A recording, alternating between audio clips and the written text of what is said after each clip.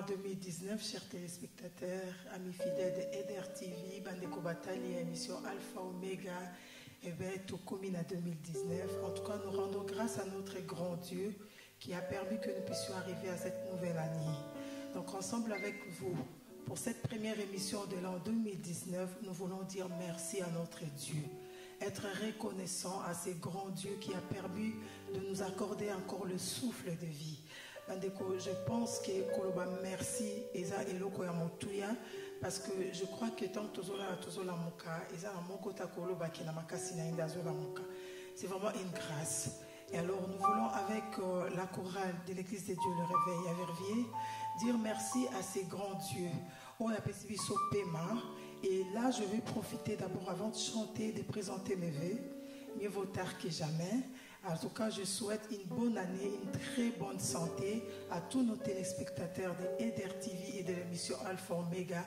Que le Seigneur nous bénisse, que le Seigneur nous accorde encore la grâce de pouvoir nous approcher encore de lui dans cette émission et que Dieu nous accorde encore la sagesse pour cette année 2019.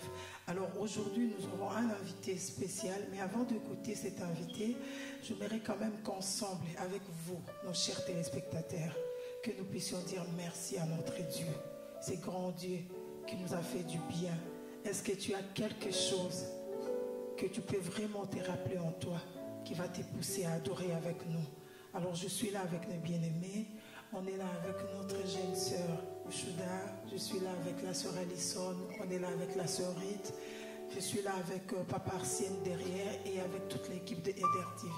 Ensemble, nous voulons dire merci à notre grand Dieu. Alléluia.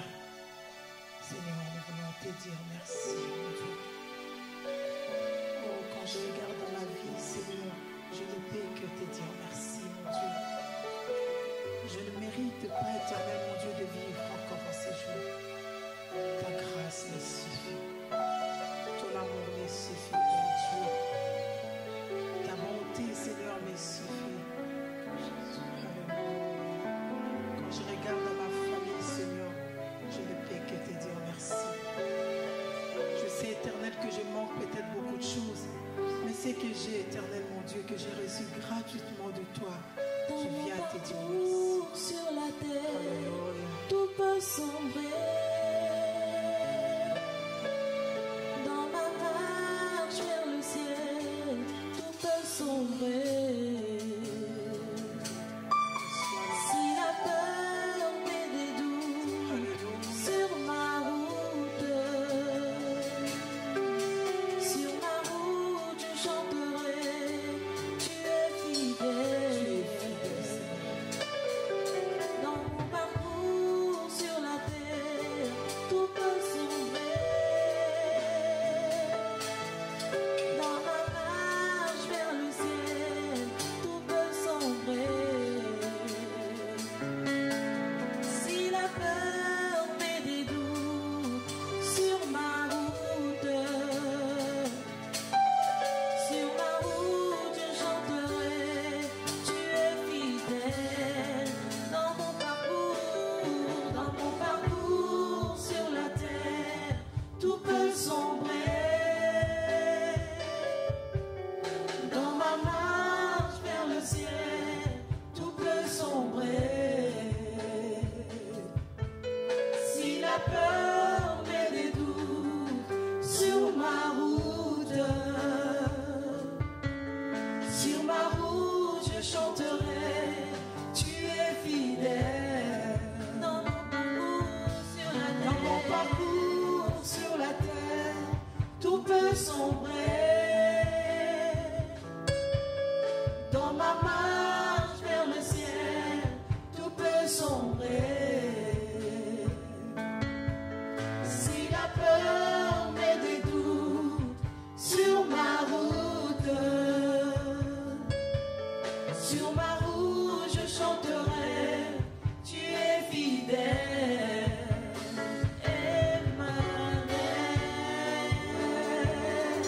Emmanuel, Emmanuel, Emmanuel, Emmanuel. Je chanterai ta fidélité. chanterai ta fidélité. Ton amour et ta bonté. Je le dirai tout que tu es fidèle. Je chanterai ta fidélité. Oh, nous voulons chanter ta fidélité, Seigneur. Nous voulons être reconnaissants éternellement, Dieu, pour tout ce que tu es pour nous, pour tout ce que tu fais, Seigneur, pour nos familles éternellement, Dieu. Alléluia. Compatez la haut, télévision Yahweh, soyez compensé, merci. Tu es fidèle, Seigneur.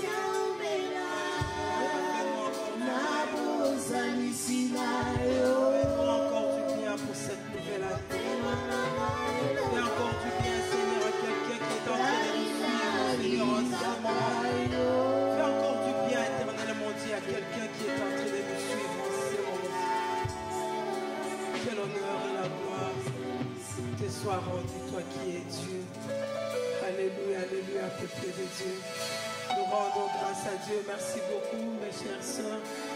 Que le Seigneur nous bénisse et que le Seigneur vous bénisse, chers téléspectateurs. Bonne année, une très bonne santé pour 2019. Amen. Chers téléspectateurs, nous venons de passer un très bon moment dans l'adoration. Nous avions dit merci à notre grand Dieu pour cette nouvelle année 2019. Je vous ai dit qu'on a un invité spécial. Pourquoi est-ce que je dis qu'il est spécial? Parce qu'on a commencé avec lui cette année, avec cette première émission sur le plateau des Alpha Omega sur cette chaîne Eder TV. Donc, invité Nabiso Yalibuso Toyambina 2019. Voilà pourquoi tu le biasa spécial pour Nabiso. Alors, je vais recevoir mon invité. Bonjour, Papa Kiala. Bonjour, Maman Ali. Beauté, santé bien. Nangolo Il bota bien, Moussala Nzambe, ça va. Nangolo Nzambe, je t'aime bien. Ah, ok. Alors, Papa, vous êtes vraiment sur notre chaîne Eder TV, sur le plateau des Alpha Omega, dans cette tranche, l'heure de la parole. Donc, c'est vraiment un moment où on partage avec le peuple de Dieu la parole de Dieu. Donc, libre à vous de vous exprimer à la langue, donc vous êtes vraiment à l'aise. Comme ça, on peut quand même communiquer quelque chose à nos téléspectateurs. Alors, quand on a parlé, on nous avait dit aujourd'hui, on va parler de prédicateur. Donc, le prédicateur, sa vie et les dangers qui le guettent. Oui. Donc, avant que je puisse poser d'abord ma première question, je vais vraiment vous laisser la liberté de vous présenter auprès de nos téléspectateurs. On veut quand même savoir, papa, qui a là. Je pense qu'il y a beaucoup, donc je suis sûr qu'il y a beaucoup qui vous connaissent. Mais à ceux qui ne vous connaissent pas, je vais vous laisser la liberté de pouvoir vous présenter, s'il vous plaît. Merci, ma sœur Aline, pour l'opportunité que tu me donnes et que la chaîne aussi me donne pour m'exprimer librement dans ce lieu et en ces moments précis. Je voulais dire à ceux qui me suivent que je suis Kiala Ntona, pasteur. Je suis de nationalité congolaise. J'ai reçu le Seigneur Jésus en 1980, c'était au mois de décembre, non pas dans une église dénominationnelle, mais dans un groupe de prière, si j'ai encore bonne mémoire, à Boussou-Jano, dans la commune de Kassavubu, dans ceux qui connaissent le pasteur Pembele, c'était en tout cas chez lui qu'on s'est réunissé avec le Coutinho, avec beaucoup de gens, en tout cas, avec le pasteur de Londres qui me suit, le bishop de Londres, voilà. Nous étions là. Bon, si j'ai reçu Jésus-Christ, c'était par le canal de mon épouse qui m'a dit un jour d'aller prier dans un groupe de prière. Elle ne m'a pas vraiment dit dans un groupe, mais elle m'a dit de l'accompagner quelque part. Et je me suis retrouvé dans un lieu de prière. Et c'est là que j'ai reçu Jésus-Christ comme mon Seigneur et mon Sauveur. Et en 81, c'est là que j'ai commencé à prier. J'ai prié le Seigneur qui m'a orienté à prier à l'Assemblée de Dieu. C'était chez le pasteur, à la commune de Kassavubu, chez le pasteur Mambou, à l'Assemblée de Dieu. Oui, à l'Assemblée de Dieu, oui, à l'Assemblée de Dieu, Assemblée pentecôtiste, je crois, pentecôtiste. Ça fait quand même un moment, oui. Oui, ça fait un moment. C'est là vraiment avec d'autres serviteurs, nous avons cheminé avec le Seigneur. Et moi, en tout cas, en 81 déjà, j'ai commencé à organiser des activités, tout ça, après quelques mois seulement d'avoir reçu Jésus. Et alors... voilà, nous avons cheminé comme ça et Dieu a permis que je puisse suivre quelques cours théologiques, mais j'étais déjà né de nouveau avant de suivre l'Institut biblique pour la croissance. À l'époque, c'était le révérend Niamou qui est maintenant à l'ECZ. S'il me suit, il me connaît assez bien. Et alors, en 87, j'ai reçu l'appel du ministère de pasteur et d'évangéliste. Et j'ai organisé beaucoup de campagnes d'évangélisation sur le territoire congolais. À l'époque, Zaïre, tout ça. Et voilà, en 80, je crois, 18 ou 99, j'ai cheminé toujours avec ce ministère de pasteur évangéliste. Et c'est seulement en 2002 que le Seigneur m'a demandé de commencer l'église. Et à cette époque, l'église s'appelait Beth Shalom. Et suite à un petit conflit que nous avons connu, l'église avait changé de nom. L'Éternel combattra pour nous et nous gardons le silence dans Exode 14, 14. Et voilà, par la grâce de Dieu, j'ai sillonné aussi le monde, non pas seulement pour prêcher la parole de Dieu, mais c'était entre autres pour aussi effectuer des missions, car à l'époque je fus cadre à la Banque centrale du Congo.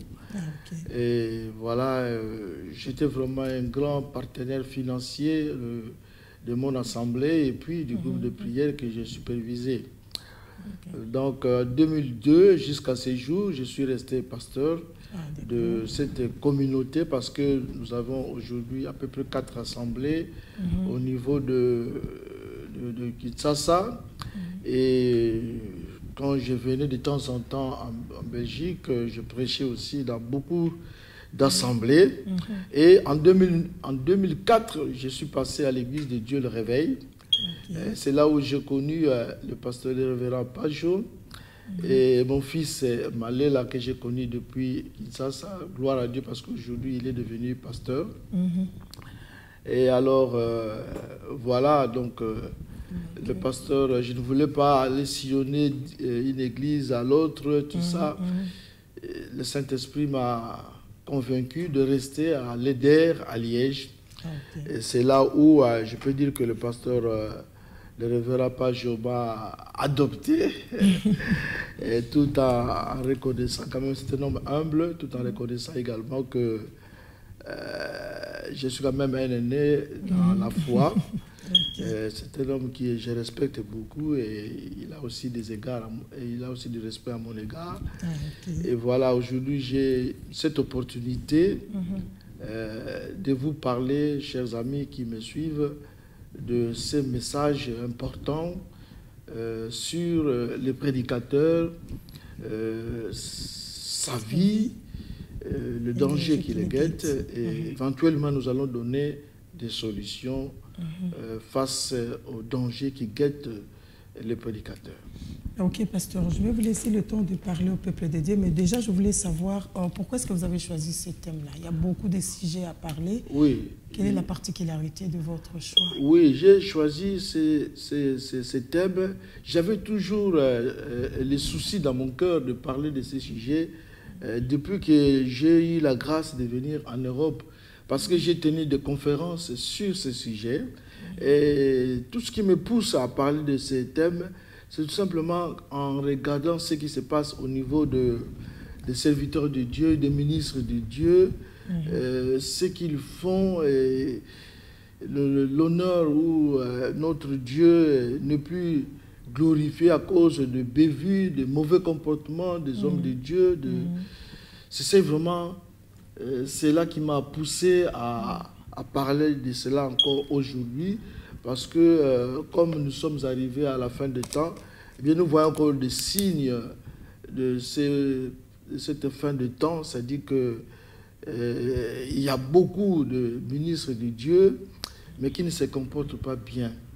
Et si aujourd'hui, certaines personnes trouvent mieux de rester à la maison pour suivre des prédications, c'est justement ces soi-disant serviteurs de Dieu, ministres de Dieu, qui font beaucoup de bêtises, beaucoup de bévues, ce qui amène certaines personnes à rester et à suivre des prédications. Voilà, maman, si je peux répondre à ta réponse, c'est ce que je peux dire. Ok, ça va, merci. Et alors, papa, je vous laisse alors la liberté de parler avec... Ok, nous n'avons pas suffisamment de temps. Sans plus tarder, je vais parler du prédicateur. Je crois que le prédicateur, c'est un mot qui vient du latin prédicare, prayer, il y a 2 mots, avant, dicare, dire. Le prédicateur est celui qui dit les choses en se trouvant en avant-plan. Selon le dictionnaire Larousse, le prédicateur est une personne qui annonce en chair la parole de Dieu. Bibliquement, nous allons lire dans 1 Timothée 2,7. La Bible dit, il parle de Timothée, et pour lequel j'ai été établi prédicateur et apôtre. J'ai dit la vérité, je ne mens pas, chargé d'instruire les païens dans la foi et la vérité. Bien-aimé dans le Seigneur, être prédicateur, ce n'est pas une petite chose, ce n'est pas une vaine chose. Pour être prédicateur, il faut être établi. Et je peux également dire que pour être établi, il faut aussi être appelé par Dieu. Donc ce n'est pas n'importe qui peut passer aujourd'hui dire que je suis prédicateur. Tu peux témoigner Jésus-Christ, c'est une bonne chose, ce n'est pas mauvais, mais être prédicateur, il faut vraiment être appelé, il faut être envoyé par Dieu. Parce que le prédicateur, c'est celui qui parle devant la chair, qui s'adresse à l'auditoire et qui parle non pas de vaines choses, qui ne dit pas n'importe quoi, qui n'est pas là pour faire le théâtre, qui n'est pas là pour faire rire les gens, même si on peut rire tout le long du sermon, mais ce qui est important, quand tu es envoyé de Dieu, tu dois dire des choses que Dieu t'a dites, et ces choses-là sont pour persuader les païens qui ne connaissent pas Jésus-Christ de Nazareth, qu'ils puissent croire au Seigneur Jésus, et ceux qui ont déjà cru au Seigneur Jésus, la parole de Dieu va soit les fortifier, les édifier. Voilà. Donc, le prédicateur, c'est celui qui parle de la part du Seigneur Jésus-Christ. Donc, il ne parle pas de n'importe quoi, mais de la parole de Dieu. J'insiste bien, de la parole de Dieu. Et ce n'est pas de la légende ni de mythe, mais il dit des choses vraies qui se trouvent dans la Bible. Et quand il parle, les païens sont saisis parce que lui-même, il est poussé par le Saint-Esprit quand il parle. Et les païens sont saisis par l'Esprit pour être convaincus et puis être amenés à accepter Jésus-Christ comme Seigneur et Sauveur. C'est un sujet tellement vaste, je ne peux pas l'épuiser. Néanmoins, je vais parler de ce qui est essentiel pour les enfants de Dieu et pour tous ceux qui nous suivent. Je vais parler maintenant de la vie du prédicateur. Et parmi les prédicateurs, nous avons des frères qui ne sont pas de ministres de Dieu, mais qui prêchent aussi la parole de Dieu. Nous avons également les anciens qui prêchent la parole de Dieu et sans oublier les ministres de Dieu tels que la parole de Dieu le dit dans Éphésiens chapitre 4 verset 11 que Dieu a placé, si je peux lire ce verset, Éphésiens 4 11 que nous connaissons, il est dit ceci: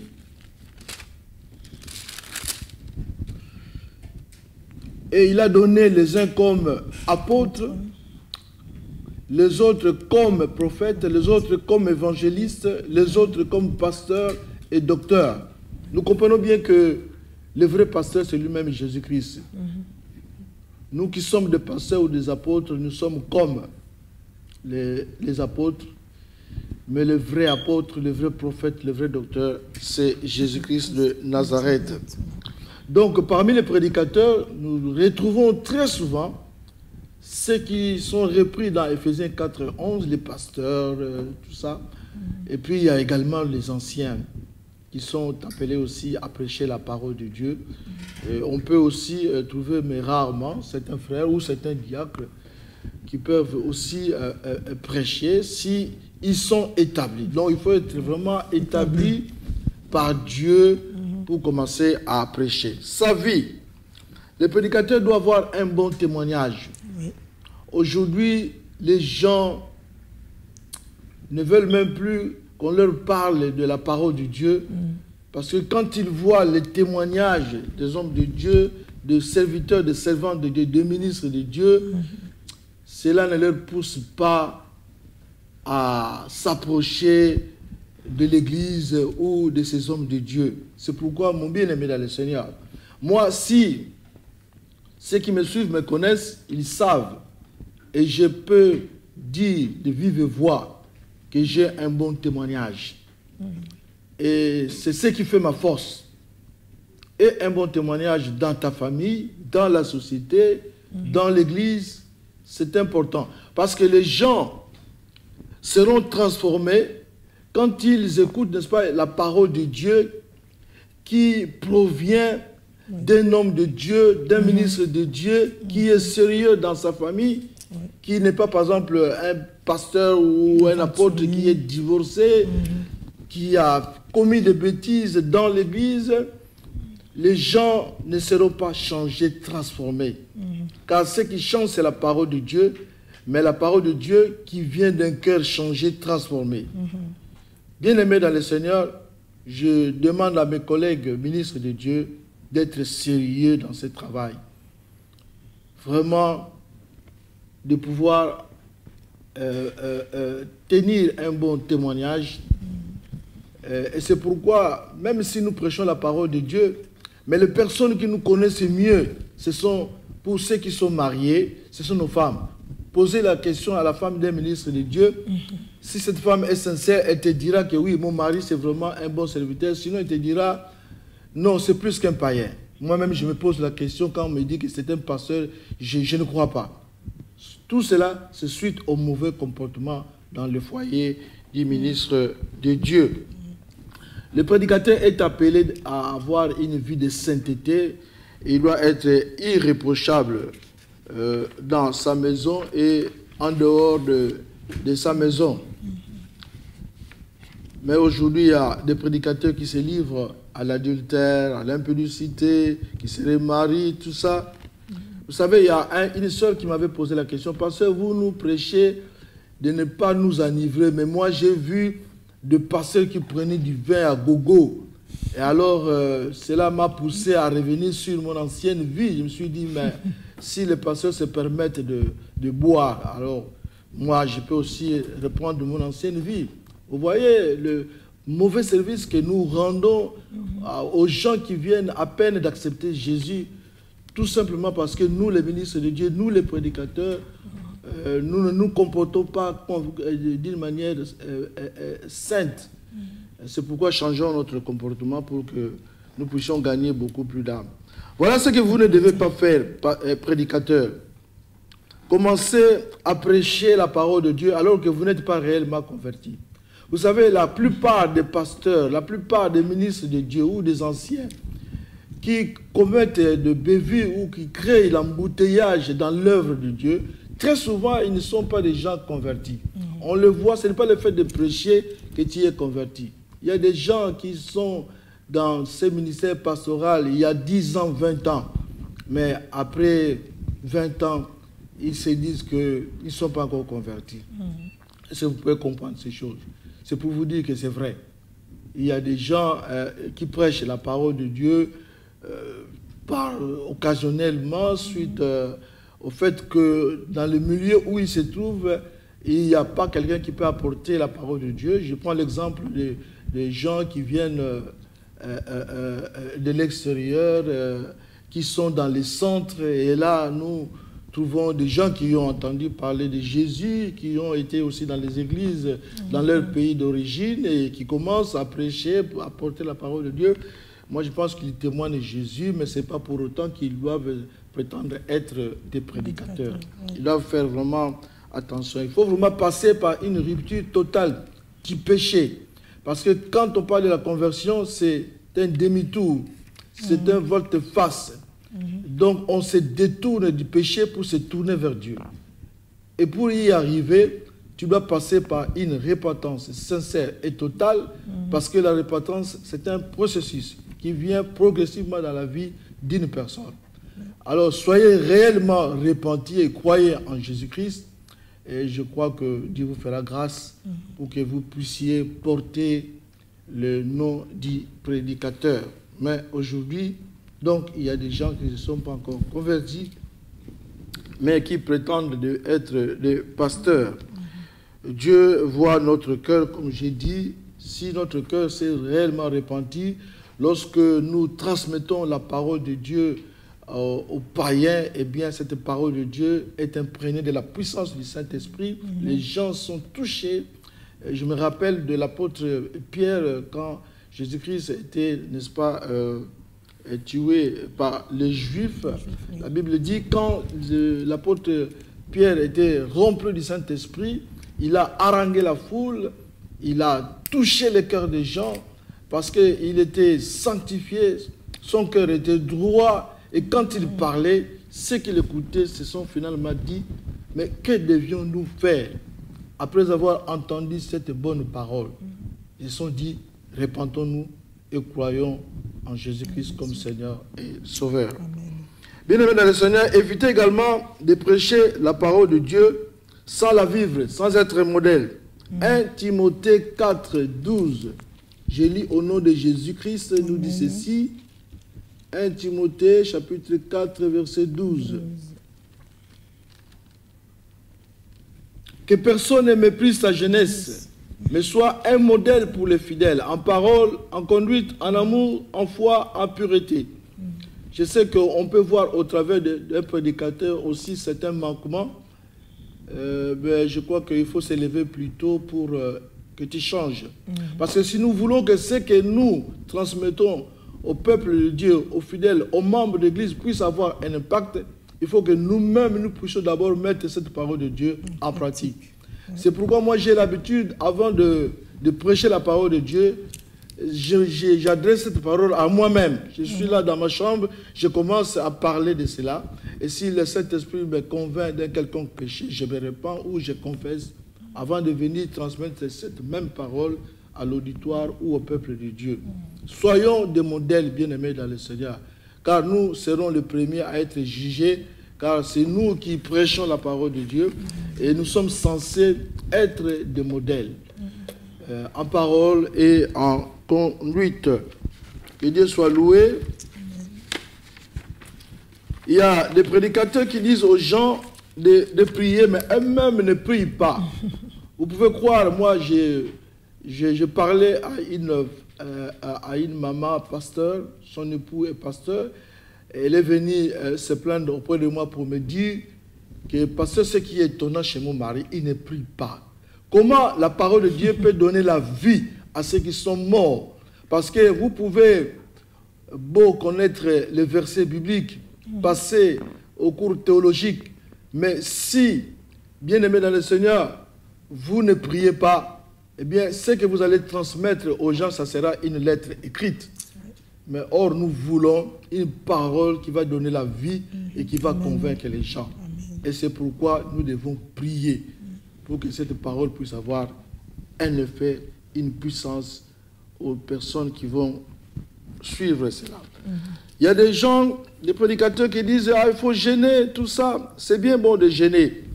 Mais quand tu dis aux gens de gêner, que toi-même, en cachette, tu manges, je crois que tu n'es pas un modèle et ce n'est pas bien. Les prédicateurs doivent se soumettre à la direction du Saint-Esprit. Et les prédicateurs doivent éviter la cure d'âme ou le dialogue pastoral dans la chambre à coucher. Il y a même des prédicateurs aujourd'hui ou des serviteurs de Dieu ou des ministres de Dieu qui ont des bureaux pour recevoir des gens, mais dans ces bureaux, ils ont mis des lits également pour coucher, peut-être pour se reposer, mais c'est pas mal de choses. Bien-aimés prédicateurs, faites attention à cela. Ce n'est pas mal d'avoir un bureau et d'avoir un lit, mais si c'est après avoir, n'est-ce pas, eu un entretien, vous passez à autre chose qui salit la réputation des ministres de Dieu, alors là, je te demande désormais d'éviter, d'enlever, n'est-ce pas, ces lits que tu as mis dans le bureau où tu reçois les gens. Le prédicateur doit prêcher la vérité. 2 Timothée chapitre 4, 2 à 5 nous dit ceci. Prêche la parole, insiste en toute occasion, favorable ou non, reprend, censure, exhorte, avec toute douceur et en instruisant. Car il viendra un temps où les hommes ne supporteront pas la saine doctrine, mais ayant la démangeaison d'entendre des choses agréables, ils se donneront une foule de docteurs selon leurs propres désirs, détourneront l'oreille de la vérité et se tourneront vers les fables. Bien-aimés dans le Seigneur, aujourd'hui, les gens ne veulent pas qu'on leur parle de la vérité. Là où vous parlez de la vérité, vous dites par exemple que être maîtresse c'est un péché, voler c'est un péché. Il y a des gens qui acceptent et d'autres qui n'acceptent pas. Ceux qui n'acceptent pas, ce sont des personnes qui ne veulent pas changer, qui ne veulent pas être transformées et qui ne veulent pas entendre la vérité. Or, un prédicateur, il est là non pas pour glorifier une personne, il n'est pas là pour qu'on l'acclame, mais il est là pour dire la vérité qui vient du Saint-Esprit et qui passe par la bouche du prédicateur. Donc, même aujourd'hui, par exemple, il y a des gens, des prédicateurs, qui changent même le message quand ils voient une personne qui a beaucoup d'argent et qui lui donne suffisamment d'argent, qui supporte son ministère, l'église et tout ça. Et voilà, les prédicateurs deviennent faibles, ils changent de message et quand ils voient par exemple les bourgmestres, les maires de la ville, tout ça, un prédicateur peut changer automatiquement le message. Alors là, tu as un problème avec le Seigneur. Ah oui. Dis la vérité car c'est la vérité qui affranchit. La Bible dit, vous connaîtrez la vérité et la vérité vous affranchira. Nous ne sommes pas là pour que les gens ou les hommes nous soient favorables ou qu'ils puissent applaudir pour nous. Mais nous sommes là pour donner gloire à notre Seigneur. Quand bien même les gens peuvent nous détester parce que nous disons la vérité, mais nous devons dire toujours la vérité. Amen. Amen. Le prédicateur doit garder, n'est-ce pas, sa personnalité. Combien de ces prédicateurs ont perdu, n'est-ce pas, leur personnalité devant les hommes et les femmes qui ont suffisamment de moyens, car tout le temps, ils frappent à leur porte pour demander l'argent. Les prédicateurs qui ont perdu vraiment leur personnalité, qui ne sont plus respectés, tout simplement parce que ils vont, n'est-ce pas, mendier l'argent, frapper à la porte de personnes, de femmes commerçantes ou de commerçants. Bien-aimés dans le Seigneur, le travail que vous avez reçu, c'est un travail d'honneur, honorable. Un prédicateur, c'est un homme privilégié, un homme de dignité, ayant de grandes responsabilités dans ce monde. N'oublions pas qu'à côté de ces privilèges et honneurs, il y a aussi les dangers qui guettent les prédicateurs. Les dangers, le premier danger, c'est l'orgueil. Vous savez, lorsque vous prêchez très bien et que les gens vous applaudissent, ça peut, si tu ne fais pas attention, prédicateur, créer, susciter un esprit d'orgueil en toi. Mais je te dis que éloigne-toi de cet orgueil. Mais l'orgueil arrive surtout lorsque on est applaudi et lorsqu'on reçoit une certaine responsabilité aussi au niveau de l'église. Dieu te fait grâce, tu deviens pasteur, tu deviens par exemple représentant légal, tu deviens je ne sais pas qui, tu as un titre là, une fonction. Et cela peut aussi conduire certaines personnes à devenir orgueilleux. Proverbe 16, 5 nous dit que tout cœur hautain est en abomination à l'Éternel. L'orgueil, qui est la racine de tous les autres péchés, a pour but principal de détrôner Dieu pour y placer notre moi. C'est ce péché qui a fait du plus grand chérubin, gardien du trône de Dieu, un démon de l'enfer, et qui a provoqué son expulsion du ciel. Un prédicateur orgueilleux ne sait pas reconnaître ses fautes, car il a toujours raison et il refuse de demander pardon. En plus, il accuse les autres et il s'excuse lui-même en disant que vous me critiquez. L'orgueilleux ne se réjouit pas sincèrement de la bénédiction des autres. Il se préoccupe davantage de savoir pourquoi il n'a pas été béni lui-même. Il préfère d'abord satisfaire ses propres intérêts avant de s'occuper des autres. L'orgueilleux connaît tout et il endurcit son cœur. L'orgueil spirituel est un péché dont la personne concernée n'est bien souvent elle-même pas consciente.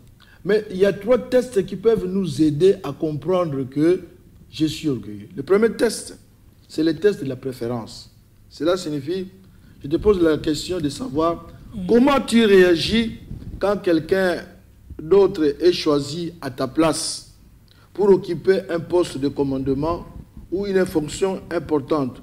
Comment tu réagis? Est-ce que tu es content ou mécontent? Donc, tu as préféré que toi, tu sois élevé à sa place. Donc, si tu as ce genre de sentiments, sache que tu es orgueilleux.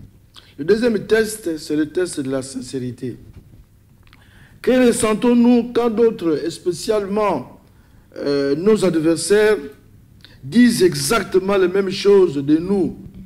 Je sais qu'un serviteur de Dieu, un jour, dans un profond recueillement dont il était dans les jeûnes et prières, et pendant qu'il priait, le Seigneur lui a révélé plus de 10 défauts dans sa vie. Mais ça, c'est Dieu qui lui a parlé. Mais comment ce serviteur allait réagir si une autre personne lui aurait dit que voilà, tu as 10 défauts dans ta vie? Est-ce qu'il allait accepter cela facilement? Ça, c'est le deuxième test, mon bien-aimé, pour que tu puisses savoir si tu es orgueilleux ou pas. Et le troisième test, c'est le test de la critique. La critique provoque-t-elle dans notre cœur de la haine, du ressentiment au point de nous pousser immédiatement à nous justifier? N'avons-nous pas hâte de critiquer à notre tour celui qui vient de nous critiquer? Bien-aimé, honnêtement, lorsque nous nous comparons à notre Seigneur Jésus-Christ, lui qui s'est abaissé jusqu'à la mort sur la croix, nous ne pouvons que nous humilier pour la mesquinerie et la bassesse de notre propre cœur. Donc, test de la préférence, la sincérité et la critique. Est-ce que tu acceptes facilement les critiques? Nous savons qu'il y a dans les critiques constructives et les critiques destructives. Mais toi, même quand il s'agit de critiques constructives, tu cherches toujours à te justifier. Et si tu te justifies comme ça, sache que tu es orgueilleux. Ok. Excusez-moi, papa. Oui. On avance petit à petit. Oui. À la fin de notre émission, Oui. on aura l'occasion de parler surtout des dangers qui guettent le prédicateur. Oui. Je crois que c'est quand même aussi, c'est toutefois important pour en Oui. parler. Donc, on arrive presque à la fin là. Oui. Et j'aimerais quand même poser une question, une toute Oui. petite question. Quand vous avez parlé de prédicateur qui doit être établi et appelé, Oui.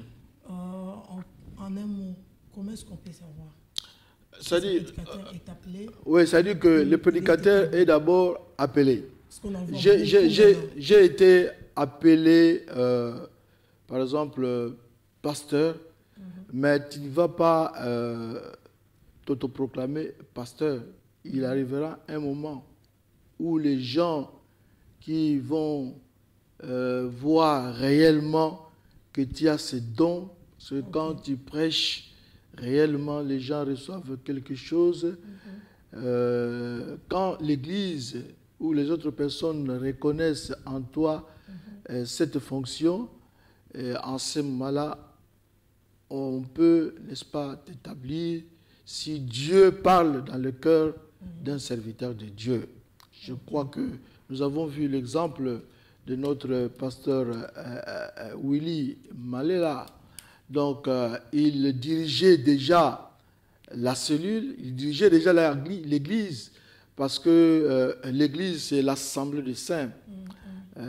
C'est là où les gens nés de nouveau, qui ont l'Esprit de Dieu, s'assemblent pour écouter la parole de Dieu. Il a travaillé pendant 2 ou 3 ans.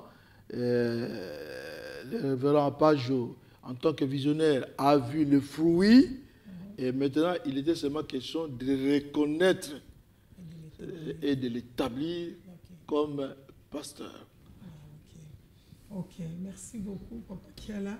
On va finir ce moment par un moment de prière. Je vais vous demander de prier pour nos téléspectateurs qui sont en train de nous suivre. Et on va finir. Donc, chers téléspectateurs, amis fidèles d'RTV et d'Alpha Omega, nous avions reçu aujourd'hui le pasteur Kiala qui nous a parlé de prédicateur, sa vie et les dangers qui le guettent. Nous reviendrons encore une prochaine fois avec vous pour continuer cette deuxième partie. Et dans notre temps, je vais vous demander vraiment de passer un moment de prière avec notre papa et on va finir par là.